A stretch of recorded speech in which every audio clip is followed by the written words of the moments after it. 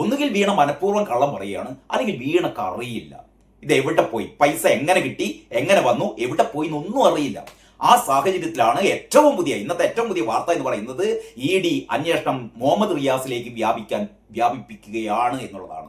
ഏറ്റവും പ്രധാനപ്പെട്ട വാർത്തയാണ്. PM മുഹമ്മദ് റിയാസ് എന്ന് പറയുന്ന വീണയുടെ രണ്ടാം ഭർത്താവായ PM മുഹമ്മദ് റിയാസ് ഈ വീണയെ കല്യാണം കഴിക്കുന്നത്, ഈ പുനർവിവാഹം ചെയ്യുന്നത് എപ്പോഴാണെന്ന് വെച്ചാൽ ഈ ഒരു ഇടപാടിന് തൊട്ടു പിന്നാലെയാണ്.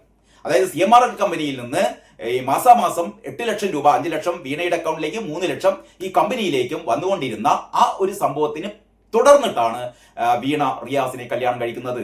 വീണ തന്റെ പണം അത്രയും റിയാസിനെ ഏൽപ്പിച്ചോ, അല്ലെങ്കിൽ വീണയിൽ നിന്ന് റിയാസ് അത് തട്ടിയെടുത്തോ, അത്തരം കാര്യങ്ങളാണ് ഇപ്പോ ED അന്വേഷിക്കാൻ വേണ്ടി പോകുന്നത് എന്നാണ് അറിയുന്നത്. അതിനു വേണ്ടിയിട്ട് റിയാസിനെ അടുത്ത് തന്നെ ED വിളിപ്പിച്ചേക്കും, റിയാസിനെ ചോദ്യം ചെയ്തേക്കും. കാരണം എന്തായാലും പൈസ വീണ കത്തിച്ചിട്ടുണ്ടാവില്ലല്ലോ. ഈ പൈസ 2.78 കോടി എന്നുള്ളത് ഇത് ഏതെങ്കിലും രീതിയിൽ ചെലവാക്കണമല്ലോ. ഈ എങ്ങനെ ചെലവാക്കിയെന്ന് വീണ പറയുന്നില്ല.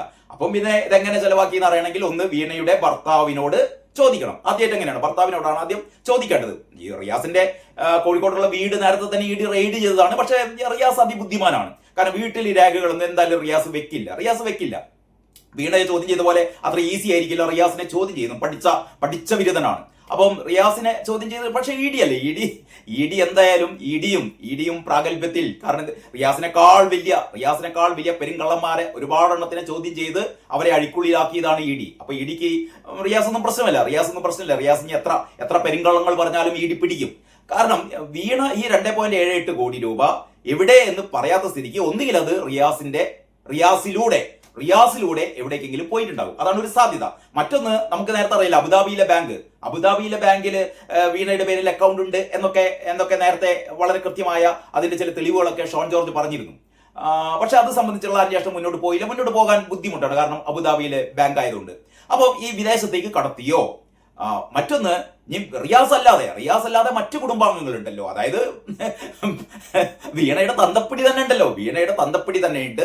വീണയുടെ അമ്മയുണ്ട്, വീണയുടെ സഹോദരനുണ്ട്. അപ്പൊ ഇവര് മുഖാന്തരം ഇത് പോയോ? ഇത്തരം കാര്യങ്ങളാണ് ED ഇപ്പോ അന്വേഷിച്ചുകൊണ്ടിരിക്കുന്നത് എന്ന് പറഞ്ഞാൽ വിടാതെ പിടികൂടിയിരിക്കുകയാണ് ED എന്ന് പറഞ്ഞാൽ, ഞാൻ നേരത്തെ പറഞ്ഞ പോലെ വീണ ചിലപ്പോൾ രക്ഷപ്പെട്ടേട്ടോ. വീണ ചിലപ്പോൾ മാപ്പ് സാക്ഷിയായി രക്ഷപ്പെട്ടേക്കും എന്ന് പറഞ്ഞാൽ എനിക്കൊന്നും അറിയില്ല. എന്നെ വെറുതെ വിടണം.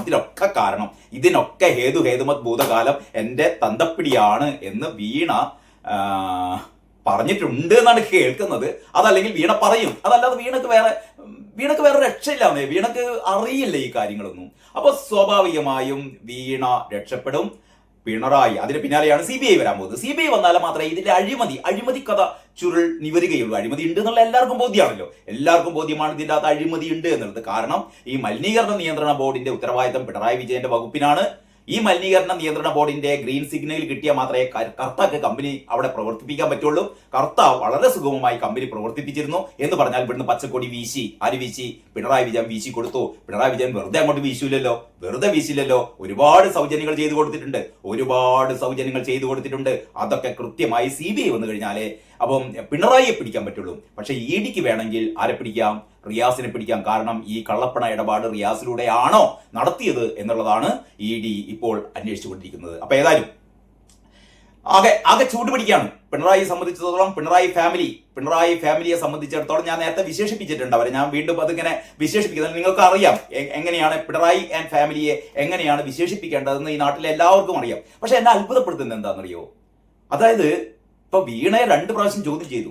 വീണ എന്ന് പറഞ്ഞത് CPMന്റെ PB അംഗത്തിന്, ഇപ്പൊ മുഖ്യമന്ത്രി അല്ലാന്ന് വിചാരിക്കാം, മുൻ മുഖ്യമന്ത്രി, നിയമസഭാ സാമാജികൻ അല്ലെ, MLA, പ്രതിപക്ഷ നേതാവും, ഇങ്ങനെയുള്ള പദവിയിലൊക്കെ ഇരിക്കുന്ന ഒരാളുടെ മോളെയാണ് ED 2 പ്രാവശ്യം ചോദ്യം ചെയ്തത്. എന്നിട്ടും BJPയോ കോൺഗ്രസോ ആ രീതിയിൽ എന്തുകൊണ്ട് പ്രതികരിക്കുന്നില്ല? ഇയാളെ എന്തിന് ഇപ്പോഴും നിയമസഭയിൽ കയറ്റുന്നു? ഇയാളെ തടയേണ്ടതല്ലേ? യഥാർത്ഥം നിങ്ങളൊന്ന് ആലോചിച്ച് നോക്കൂ. മുഖ്യമന്ത്രിയുടെ മോളെ ED ചോദ്യം ചെയ്യുന്നത് അഴിമതിയുടെ പേരിലാണ്, കള്ളപ്പണത്തിന്റെ പേരിലാണ്.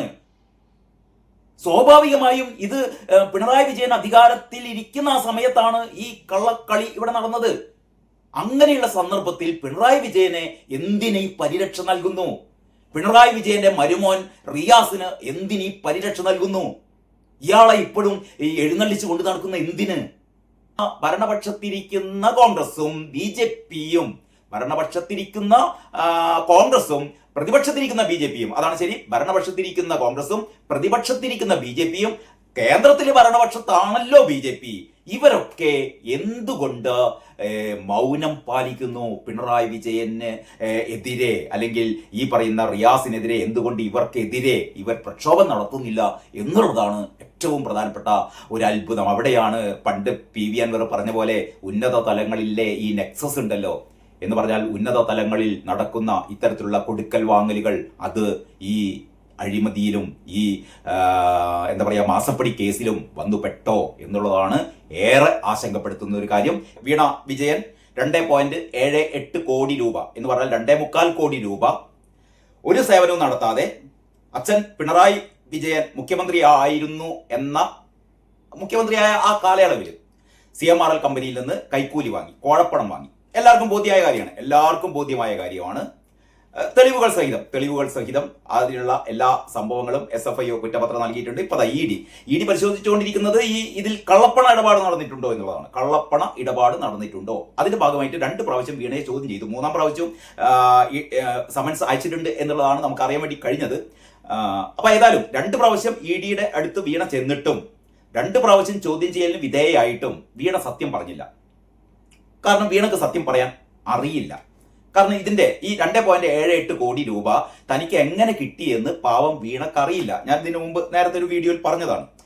പാവം വീണയെ നമ്മൾ കുറ്റപ്പെടുത്തേണ്ട കാര്യമില്ല. ഷോൺ ജോർജ് വരെ പറയുന്നു വീണയെ ഇതിൽ കുറ്റപ്പെടുത്തേണ്ട കാര്യമില്ല, വീണ നിരപരാധിയാണെന്നേ. വീണ തന്തപ്പിടിക്ക് വേണ്ടിയിട്ട് വാങ്ങിയതാണ്, അല്ലാതെ വീണക്ക് എന്താ പറയാ, ഈ കരിമണൽ കമ്പനി എല്ലാ മാസവും 5 ലക്ഷം വീണന്റെ അക്കൗണ്ടിലേക്ക്, 3 ലക്ഷം വീണയുടെ തട്ടിക്കൂട്ട് കമ്പനിയുടെ അക്കൗണ്ടിലേക്ക് ഏതെങ്കിലും ഒരു കമ്പനി കൊടുക്കൂ. സേവനം നടത്തിയില്ലേ എന്നൊക്കെയുള്ളതാണ് ഇപ്പൊ തർക്കം. അതൊക്കെ മാറ്റിവെച്ചേക്ക്. നിങ്ങൾ ഒറ്റ കാര്യം ആലോചിച്ചാൽ മതി. വീണ എന്ന് പറയുന്നത് കേരളത്തിലെ ഏറ്റവും വലിയ IT വിദഗ്ധയൊന്നുമല്ലല്ലോ. IT വിദഗ്ധ എങ്ങനെയാണ് വീണ എൻട്രൻസ് ടെസ്റ്റ് പോലും എഴുതാതെ എങ്ങനെയാണ് കോയമ്പത്തൂരിൽ അമൃത വിദ്യാലയത്തിൽ അഡ്മിഷൻ നേടിയതെന്നും അത് കഴിഞ്ഞിട്ട് എങ്ങനെയൊക്കെയാണ് വീണ അവിടെ പാസ്സായി പോകുന്നത് എന്നൊക്കെ ഇവിടെ അറിയാവുന്ന ആൾക്കാർക്ക് ഇതിലൊന്നും ഒരു അത്ഭുതമില്ല. കാരണം എന്ന് പറഞ്ഞാൽ വീണക്ക് കരിമണൽ കമ്പനി അല്ല, ലോകത്തുള്ള ഒരു കമ്പനിയും വീണയുടെ കമ്പനിക്ക് ഒരു തരത്തിലുള്ള എന്താ പറയാ അസൈൻമെന്റ് നൽകില്ലെന്നേ. എങ്ങനെ നൽകാൻ? അങ്ങനെ ഒന്നും നൽകാതെ തന്നെ തൽക്കാലം ഒരു കമ്പനി ഉണ്ടാക്കി, എന്നിട്ട് പിണറായി വിജയൻ കൈക്കൂലി വാങ്ങുന്നതിന് പകരം ആ കൈക്കൂലിയൊക്കെ മോളുടെ പേരിലേക്ക് വന്നു. അത്രയാണ് എല്ലാവർക്കും ബോധ്യമായ കാര്യം. പക്ഷെ ഞാൻ അതിൽ പറഞ്ഞുകൊണ്ട് വരുന്നത് ഏറ്റവും പുതിയ വിവരം എന്ന് പറഞ്ഞാൽ, ഇപ്പോൾ ED അന്വേഷിച്ചുകൊണ്ടിരിക്കുന്നത് ഈ 2.78 കള്ളപ്പണ ഇടപാട് നടന്നിട്ടുണ്ടോ. അങ്ങനെയാണെങ്കിൽ ഈ 2.78 കോടി എങ്ങനെയൊക്കെയാണ് വീണ വിനിയോഗിച്ചത്, അതാണ് ഇപ്പോൾ ഇവർ അന്വേഷിച്ചുകൊണ്ടിരിക്കുന്ന ഏറ്റവും പ്രധാനപ്പെട്ട കാര്യം. എങ്ങനെയൊക്കെയാണ് വിനിയോഗിച്ചത്? നമുക്ക് പല രീതിയിൽ 2.78 കോടി രൂപ വിനിയോഗിക്കാം. ഭൂമി വാങ്ങാം, സ്വർണം വാങ്ങാം, എവിടെയെങ്കിലും നിക്ഷേപിക്കാം, അനൗദ്യോഗികമായി എവിടെയെങ്കിലും പൂഴ്ത്തി വെക്കാം, ആർക്കെങ്കിലും കൊടുക്കാം. അങ്ങനെ ഒരുപാട് സാധ്യതകളുണ്ട്. അപ്പൊ ED ഇതൊക്കെ അന്വേഷിച്ച് ചെന്നിട്ടും തൃപ്തികരമായ ഒരു ഉത്തരം ഇതുവരെ കിട്ടിയില്ല. എന്ന് പറഞ്ഞാൽ വീണ ഇത് സംബന്ധിച്ച രേഖകൾ നമ്മുടെ ലോക്കർ തുറന്നു നോക്കി, ലോക്കറിന്റെ ഉള്ളിൽ രേഖകളൊന്നുമില്ല. വീണയുടെ വീട്ടില് പരിശോധനയൊക്കെ നടത്തിയപ്പോൾ ബാങ്ക് അക്കൗണ്ട്, മറ്റേ എന്താ പറയാ സേവിങ്സ് അക്കൗണ്ട്, ബാക്കിയുള്ള ആ ബാങ്ക് രേഖകളൊക്കെ കിട്ടി. പക്ഷേ ഇത് എങ്ങോട്ടേക്കാണ്? കാരണം 2.78 കോടി രൂപ വിനിയോഗിക്കുക എന്ന് പറഞ്ഞാൽ അത്ര എളുപ്പമല്ലല്ലോ. ഇത് വിനിയോഗിക്കണമെങ്കിൽ ഇതെങ്ങനെയാണ് വിനിയോഗിച്ചത്, ആ വിനിയോഗിച്ചതിൽ ആ ഇടപാടിന്റെ വിവരങ്ങൾ അറിഞ്ഞാൽ മാത്രമേ ഇതിൽ എത്ര കള്ളപ്പണമാണ് അല്ലെങ്കിൽ കള്ളപ്പണം ഉണ്ടോ എന്നൊക്കെ EDക്ക് അറിയാൻ പറ്റുള്ളൂ. ഇതിന്റെ അഴിമതി പിന്നെ അടുത്ത സ്റ്റെപ്പാണ്.